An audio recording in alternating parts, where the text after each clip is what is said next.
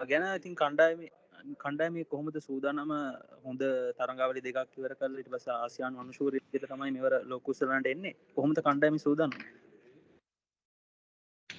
අපි thank you සචින්.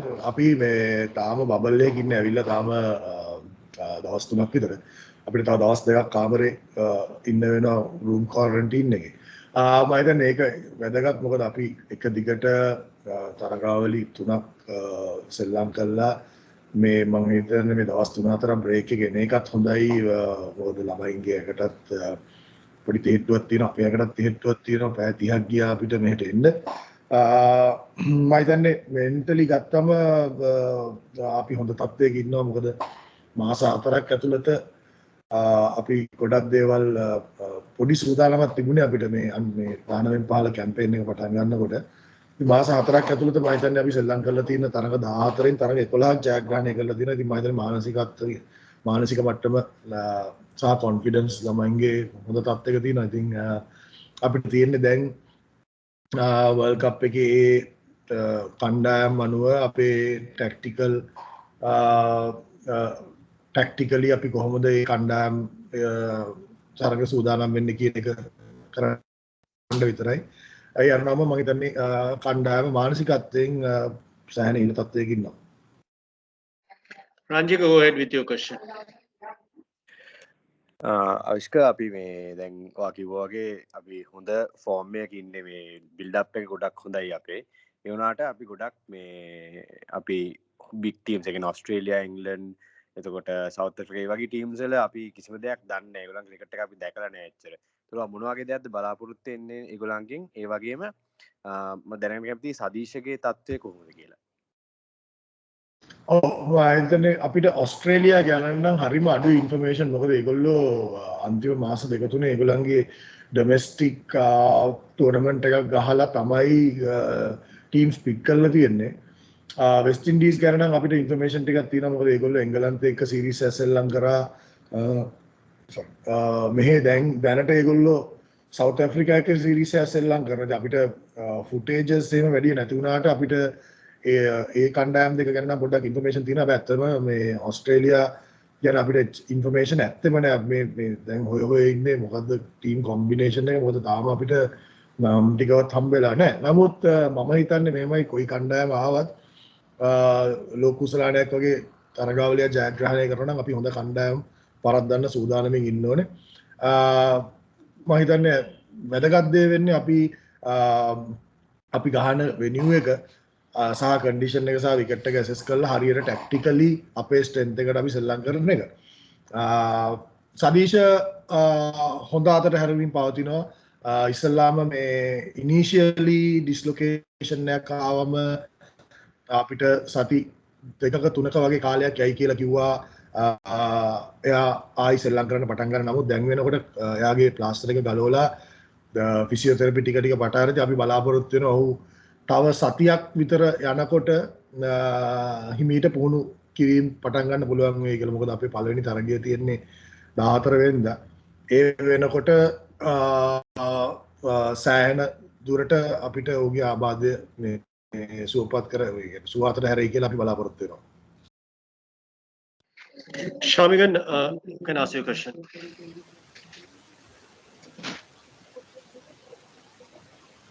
Shamigan, go ahead.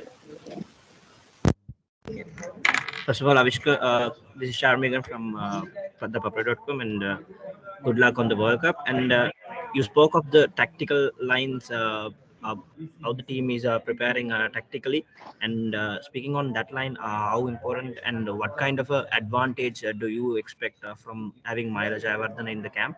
And also, another thing I wanted you to explain me is that we didn't really see big performances on the fast bowling front except for Matisha Patirana's death over bowling. So what kind of a preparation do those boys have, the fast bowling unit? Because even in the Asia Cup, we saw a very less number of overs being bowled by them. Yeah, I think tactically we need to first assess, we need to first go and have a look at the conditions. Obviously, we have not played in these couple of venues. I have played in St. Kitts, that was long years ago. But in Guyana, no one has played, so it's important. You mentioned Mahela. I'm sure Mahela's experience will give us a lot of information moving forward in this tournament. Yeah, tactically, it's not a secret that our bowling department, when it comes to our bowling department, our spinners are the stronger point.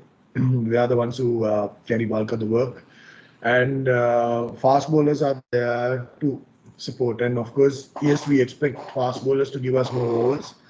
And Matisha, we use him very tactfully because he's good, and his control is much better when the ball is older. So that's why, and he's a type of a bowler who will we have given him license to bowl fast, bowl quick, and get us wickets rather than containing. So his role is different when it comes to the other fast bowlers. Other fast bowlers we bank on to give us a good couple of spells with the new ball, and hopefully if there's a partnership for them to come in the middle and give us few overs and try and break the partnership. So it all depends on the opposition we play. We are not going. We don't have one plan for each team. It will depend on the opposition and the venue and the conditions and of course the wickets. David, go ahead with your question, please. Avishka අපි ෆස් මැච්චයට කලින් මොනහරි වෝමප් මැච සෙල්ලං කරනවද ඒ වගේම අපි දැන් ගිය පාරවල් දෙකේම 9යි 10යි ඉවරුනේ ඉතින් මුල්ම ටාගට් එක টොප් 8 එකට ක්වොලිෆයි වෙන එකද අපි ප්‍රැක්ටිස් මැචස් දෙකක් ගන්නවා ටෝර්නමන්ට් මැචස් වලට කලින් obviously මෙහෙමයි අපිට එකපාරට තරගා වර්ල්ඩ් කප් එක දිනනවා කියලා ප්ලෑන් එකක් දාන්න බෑ. අපි එක මැච් එකෙන් මැච් එකට යන්න ඕනේ. first goal is අපි ඉස්සල්ලාම quarter finals වලට qualify වෙන එක. ඊට පස්සේ එතනින් ඉස්සරහට යන්නේ කොහොමද කියලා match by match බලන්න ඕනේ. ගිය අවුරුද්දේ කලින් අවුරුද්දේ අපි යට යෝරුණා. ඒක මං හිතන්නේ අපි එච්චර හිතන දෙයක් නෙවෙයි. මොකද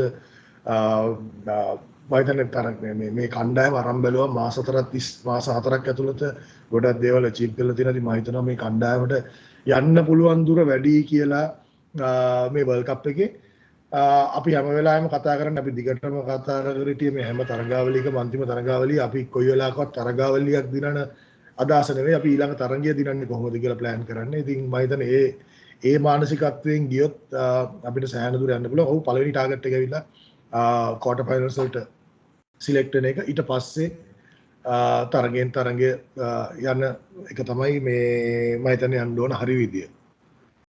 අවිෂ්ක මේ ප්‍රැක්ටිස් මැචස් දෙක කාත් එක්ක ඩීටේල්ස් තියෙනවද? කවදාද කියලා? අපි උගන්ඩා එක්කයි නැමීබියා එක්කයි සෙල්ලම් කරන්නේ දැනට තියෙන විදියට අපි 10 වෙනිදා සහ 12 වෙනිදා තමයි තරගා දෙක ක්‍රීඩා කරන්න තියෙන්නේ. Okay, thank you. Bipin Dani, go ahead with your question, please. I'm just asking you which of the current players from the under-19 team can make it to the senior men's national team in future, near future, I mean. Bipin, how are you? Yes, I think when you look at the whole team, I can't point out and say this guy and this player will make it to the next level. But of course, there are a couple of guys who are slightly above average. I would say Captain Vellalage looks mature. Chamindu Wickramasinghe looks matured. And then, of course, the biggest improvement I see out of the players is Ravin De Silva. Yes. Since I took over about 4 months ago, I've seen a big improvement, especially in his bowling. So he's also someone who's very useful, bowls very good leg spin bats, and he feels well. So I think if we are looking at anyone who's making to the next level, I can give you few names, but it all depends on how they progress in the next 12 months. Once they go into the next level. So I would say at least there'll be 4 or 5 guys from this team who will make it to the next level. But when are they going to make it is all depends on how they mature and how they handle the next level. Sachin, go ahead with your second question. Avishka දැන් අපි දැක්ක ආසියානු කුසලාන තරඟවලදී ඉතාමත් හොඳ ආරම්භයක් ලබා ගත්තා. නමුත් අන්තිම තරඟවලදී අපි හිතුව තරම් දෙයක් කරගන්න අපේ කණ්ඩායමට අවස්ථාව ලැබුණේ නැහැ. මොනවාද ඒ තරඟවලදී පොඩ්ඩක් සචින් පොඩ්ඩක් බ්‍රේක් වුණා මට ආයි කියන්නේ. හරි අවිෂ්ක ආසියානු තරඟවලදී අපේ කණ්ඩායම මුලින් හොඳ ස්ටාර්ට් එකක් ගත්තා. අන්තිම තරඟවල අපි හිතුව විදිහේ දස්කම් දක්වන්න බැරි වුණා. මොන වගේ දේවල්ද අපි අපේ කණ්ඩායම තව වර්ධනය කරගන්න ඕනේ ඊළඟ මේ ලෝක කුසලානේ වගේ තරඟාවලියකට යද්දී ඒ වගේම පාකිස්තානු තරඟාවලියේ සෙමි ෆයිනල් එකේදී දුනිත් වෙල්ලාලගේ නායකත්වය ඇතුළු සහ ඒ කණ්ඩායම සෙල්ලම් කරපු විදිහත් පොඩ්ඩක් මතක් කරොත්. මම හිතන්නේ එච්චරම මේ අපි නරකට සෙල්ලම් කරා කියලා තරඟාවලිය අවසාන මහ තරඟයකට එනවා කියන්නේ මම හිතන්නේ හොඳට කරන්න එපා යන්න. අනිත් එක මම දකපු විදිහට අපි ඒ තරඟාවලියේ හිටිය හොඳම බෝලිං ඇටැක් එක තිබුණ කණ්ඩායම තමයි පැරද්දුවේ පාකිස්තානේ. පාකිස්තානේ හිටිය ෆාස්ට් බෝලර් තුන් දෙනා මම හිතන්නේ ඕගලන්ට එච්චර ඉන්ෆර්මේෂන් ආවේ නැතුව ඇති. අපි සෙල්ලම් කරපු තරණෙලි කොයි වගේද අපි සෙල්ලම් කරපු ක්‍රීඩාංගන කොයි වගේද කියලා අවසාන මහ තරඟය අරුණම අපි ආසියානු තරඟාවලියේ සාජාවල තමයි අපි බේස් වෙලා හිටියේ. අපි සාජා ක්‍රිකට් ග්‍රවුන්ඩ් එකේ තමයි පළවෙනි තරඟ ටිකම ක්‍රීඩා කරේ. ඉතින් අපි හැමෝම දන්නවා සාජා තරණිල්ල කොයි වගේද කියලා. ඉතින් අපි සාජා තරණිල්ල එක පාට අපිට සෙමි ෆයිනල් එකට යන්න උනා ඩුබායි වල තිබුණ තරණිල්ලකට එක පාට නිකන් ඇත්ත කතන්දරේ කියනවා නම් අපි සාජා ඉඳන් පර්ත් ගියා වගේ. තනකොළ ගොඩක් තියෙන පාකිස්තානු ඒ තරඟාවලියේ හිටිය හොඳම වේග පන්දු යවන බලෑනිය හිටිය පාකිස්තානයේට. ඉතින් මම හිතන්නේ අපි එක දෙයක් මම මගේ කණ්ඩායමේ දකින්න දෙයක් ඔවුන් ඒ එච්චර කොළපාට තරණිල්ලක වුණත් පාකිස්තානයේ පන්දු යවන්න තුන් දෙනා හමුවේ කෙලින්ම මට ඇවිල්ලා කිව්වා සර් අපි බැට් කරමු කියලා. ඉතින් මම හිතන්නේ ඒක මම හරි අගේ ඒ කියන්නේ ඒ වගේ බ්‍රේව් ඩිසිෂන් එකක් ගත්තා. ඒකදී මම කොයි වෙලෙත් ළමයි ගන්න ඩිසිෂන් එකට බැක් කරනවා. ඒක කියන්න ඕනේ. ඉතින් මම හිතන්නේ අපි මේ 19න් 15 වයස් මට්ටමේ ඉඳලම තනකොළ දැක්කට බය වෙන්නේ නැතුව පන්දුවට පහර දෙන්න තීරණය කරනවා කියන්නේ මම හිතන්නේ ඒක ඔවුන්ගේ කොන්ෆිඩන්ස් එක පෙන්නන දෙයක් කියලා මම දකින්නේ. ඉතින් මම හිතන්නේ මට ගොඩක් දේවල් ඉම්ප්‍රූව් කරගන්න කියලා දෙයක් නැහැ. මම ඇත්තටම තාමත් මම පොඩ්ඩක් හරි ඉම්ප්‍රූව් කරගන්න ඕන නම් අපිට පන්දුවර පහර දීමේ බැට්ස්මන්ලා ටික තමයි ඉම්ප්‍රූව් කරගන්න ඕනේ. මොකද අපි ඊට වඩා ඇත්තටම කන්සිස්ටන්ට් වෙන්න ඕනේ අපි බැට් කරනකොට කොයි වෙලෙත් අපි කතා කරන්නේ පළවෙනි 5 දෙනාගෙන් එක්කෙනෙක් ඕවර් 40ක් 45ක් වෙනකන් ක්‍රීඩා කරන්න කියලා. ඒක සමහර තරඟවල වෙනවා සමහර තරඟවල වෙන්නේ නැහැ. ඉතින් මම හිතන්නේ අපි කන්සිස්ටන්ට්ලි අපිට ඒක කරන්න පුළුවන් නම් අපිට හොඳ පන්දු යවන බලෑනියක් ඉන්නවා. මම හිතන්නේ ඕනම කණ්ඩායමක් පරාජය කරලා ඒ කියන්නේ ඕනම කණ්ඩායමක් ඩිෆෙන්ඩ් කරන්න අපිට පන්දු යවන්න ඉන්නවා. අපේ පිටිකරුවෝ ටික හොඳ ලකුණු ප්‍රමාණයක් බෝඩ් එකට දාලා දුන්නා. Shamigan, you can ask your question. That could be the final question. Shamigan, go ahead. Can you hear me? Yeah, we can.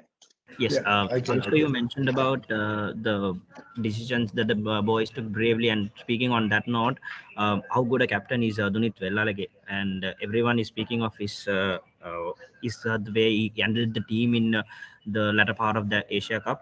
And also, just if you can tell us where these practice games will be played, and also the surfaces you are going to expect in the World Cup. I'm really not sure about the venues of the practice game. I'll have to look at it because we are not playing on obviously international venues. Again, a small correction: we are playing Uganda and Ireland. Are the two practice games I mentioned maybe I think before. So I'm not sure about the venues that we are playing the practice games. Sorry? Guyana National Stadium, 2 games. So it's Guyana National Stadium. Both games are played in Guyana National Stadium, which I haven't played. I don't think any of these boys have experience as well. But of course, we are trying to get more information on those venues. Yeah, having said that, I mean, we expect more similar conditions to Sri Lanka. Even the weather here is much similar to Sri Lanka, and from my experience, I've toured here about 3 times to the national and the A team, and once as a A team coach as well. In my experience, the conditions differ from place to place, but more or less it's very close to our home conditions. So that is what we are expecting.